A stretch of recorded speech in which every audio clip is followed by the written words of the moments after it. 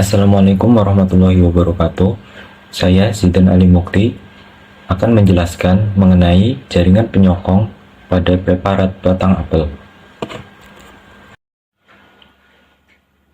Jaringan penyokong pada tumbuhan adalah jaringan yang bertanggung jawab untuk memberikan dukungan, kekuatan, dan struktur pada tumbuhan. Jaringan ini juga dikenal sebagai jaringan mekanik, jaringan penunjang, atau jaringan penguat. Jaringan penyokong pada tumbuhan terdiri dari dua jenis, yaitu kolenkim dan sklerenkim.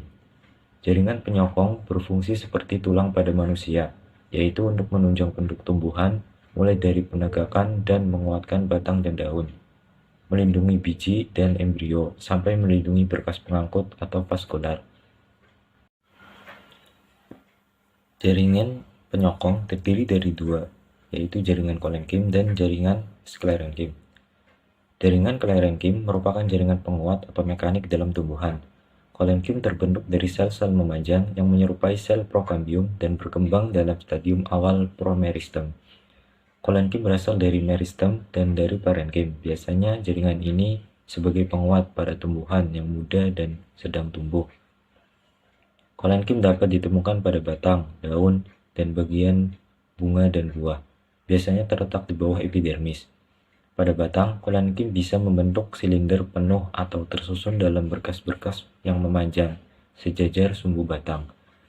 Jaringan ini merupakan sel hidup, bersifat elastis dan dapat meregang secara permanen.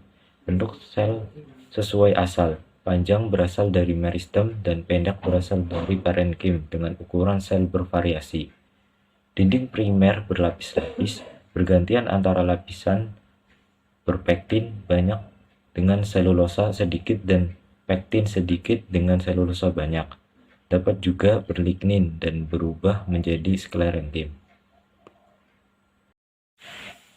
Yang kedua yaitu jaringan sklerenkim. Jaringan sklerenkim merupakan bagian dari sel yang sudah mati, serta sekelompok sel yang dindingnya telah mengalami penebalan sekunder dan melindungi jaringan yang berada di sekitarnya yang memiliki struktur lebih tumbuhan monokotil dan dikotil yang sudah dewasa, yang belum mengalami pertumbuhan dan perkembangan, merupakan contoh tumbuhan yang memiliki jaringan sklerenkim.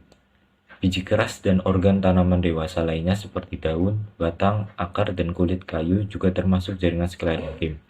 Misalnya, buah pir keras dan batok kelapa yang rasanya seperti pasir saat dimakan. Struktur utama sel sklerenkim adalah dinding selnya. Bahkan setelah kematian, sel-sel sklerenkim terus beroperasi. Sklerenkim bekerja terutama sebagai pendukung dan kadang-kadang sebagai pelindung. Jaringan sklerenkim diperkuat oleh lignin, senyawa yang memberikan kekuatan dan ketahanan. Peran sklerenkim dalam memberikan dukungan struktural pada tumbuhan seperti batang dan biji, dan serta berperan juga dalam perlindungan dari serangan yang datang dari luar. Sklerenkim ada dua jenis. Yang pertama yaitu sklerenkim serat tipis serta sklerenkim batu pendek. Sklerenkim serat ditemukan dalam jaringan pengangkut primer tumbuhan. Sklerenkim batu lebih umum ditemukan di lapisan pelindung kulit batang dan biji, seperti kulit kacang. Sklerenkim dapat ditemukan dalam famili-famili seperti Rosaceae pada kulit apel dan Vitaceae pada kulit biji anggur, serta famili tumbuhan lainnya. Pada praktikum kali ini, dalam mengamati jaringan penyokong, kita menggunakan preparat dari batang apel. Pada batang apel, jaringan penyokong yang dapat dilihat yaitu jaringan sklerenkim. Klasifikasi tanaman apel. Klasifikasi apel adalah sebagai Kingdom Plantae, divisi Spermatophyta, kelas Dicotyledonae, ordo Rosales, famili Rosaceae, genus Malus, serta spesies Malus domestica, Malus silvestris, Malus pumila, dan lain-lain. Morfologi batang pohon apel cukup kuat dan kokoh, dan cabang-cabang yang tersisa di pohon atau yang tidak terpotong tumbuh lurus dan tidak beranting. Kulitnya cukup tebal dan warnanya bervariasi dari coklat muda hingga coklat kekuningan. Perubahan menjadi kuning keabu-abuan seiring bertambahnya usia. Karena pemangkasan pemeliharaan rutin, pucuk pohon menyerupai semak dalam bentuk meja atau payung.